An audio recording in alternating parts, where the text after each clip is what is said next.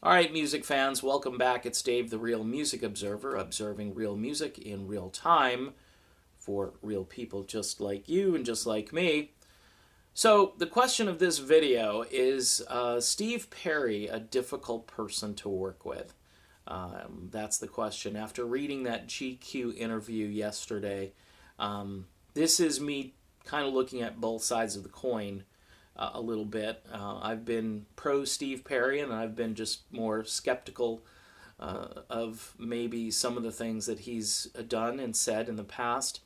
But after reading that interview, I've got to say, here's a serious person who was really working hard to do the best he possibly could.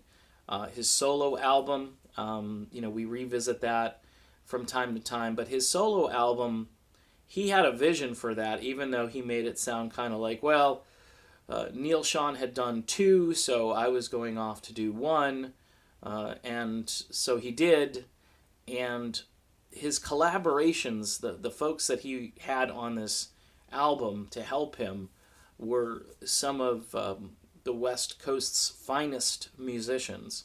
So he knew what he wanted. Certainly, if you know Steve Perry, you know that he had an affinity for R&B music, and he brought some of those sensibilities to Street Talk. And Street Talk, by the way, I learned was going to maybe be the name of the band instead of Alien Project, and I can see why Street Talk might have been a better name for a band than Alien Project. I probably, at the label, I would have said do the Street Talk thing. In fact, there is a band, a loosely affiliated thing called Street Talk now, which is overseas, that puts albums together and so forth, kind of trying to mimic the Steve Perry sound. And only on one song with Hugo did they come remotely close to that. It's still miles away, but you can go listen to the song. It's not bad.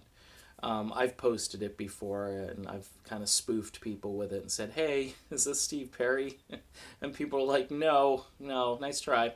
In any event, Perry seems to be a taskmaster. One of the most controversial things he did was to fire both Steve Smith and Ross Valerie. He wanted a rhythm section that had a little more of a bottom end. You bring in Randy Jackson, who really, he whatever you think of Randy Jackson, he plays bass really well. And he's got a completely different funky sound that he brings in, which gives a new dynamic. The drummer, too, they brought in a drummer who was a seasoned guy who had been with a whole bunch of other musicians and had quite a resume going to record this music. And people are, Steve Smith, though, he's the greatest drummer in the world. Steve Smith is a good drummer. I'm not here to tell you that Steve Smith is a bad drummer, but Ainsley left Journey because he wanted to be like a lead drummer, okay, and Perry wanted beats. Okay, Perry himself played drums, so he understood this. And he wanted a timekeeper. He didn't want, like, Keith Moon, like, leading the band in different places, and that's what Ainsley was all about. He needed to be in a power rock band that wanted to kind of just go off, especially toward the middle and end part of the song, and then have the band kind of follow along. Perry wanted order, he wanted organization. And Steve Smith, too, even though he was really offended by all this because he's a good drummer, his drumming technique is nothing like what Perry wanted for the band. So he had to go Ross Valerie, serviceable bass player. I'm not going to sit here and just sing the praises of Ross being the greatest bass player on earth. He's kept his job for a long time, so he must be doing something right. He was brought back in during, trial by fire, and he's been with the band ever since. He's a founding member, so he's a smart guy. Just, keep your head down and make sure you're putting down the bottom end. But that's what I mean. When you think of bass players, I think of like Lee Sklar and Stanley Clark and guys who just had just monster talent, and Randy Jackson obviously brought something to it that Steve was looking for. the point being, though, is Steve Perry, when he wants something, he wants it. And if you don't conform to it, you're probably going to get run over, at least back in those days. When Perry realized that these guys were willing to kind of say, you know what, we just want to play music, we just want to tour. We don't care really if it's up to the same standard that it used to be. And that's the truth, because after Steve leaves, there's not one album that Journey has done that measures up to anything that they did with Steve. Now, you can attribute that to the voice, but you can also attribute it to the fact that Perry had a vision for this band. He had ideas that when he got together with both Neil and John, there was a chemistry there that they haven't captured since.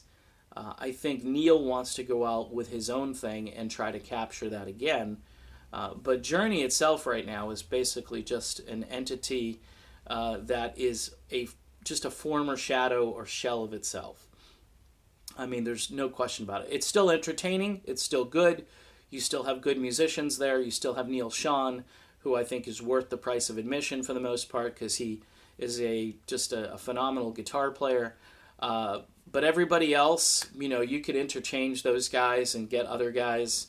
I know Kane wrote a lot of great songs, or co-wrote and did a lot of things, but for my money, it's the Neil Schon show right now, and it's not the old Journey, and it's good at times, but it's not. Perry just brought the whole thing to a level which, again, is hard to replicate, and everybody's been trying. And by the way, not just in Journey, but other bands all over the world have been trying to be what Steve Perry brought to Journey, or elements of that. I think, the greatest phrase you can get as a rock band in Sweden is, you guys kind of sound a little like Journey, but they're talking vintage Journey. They're talking heyday Journey with Steve Perry.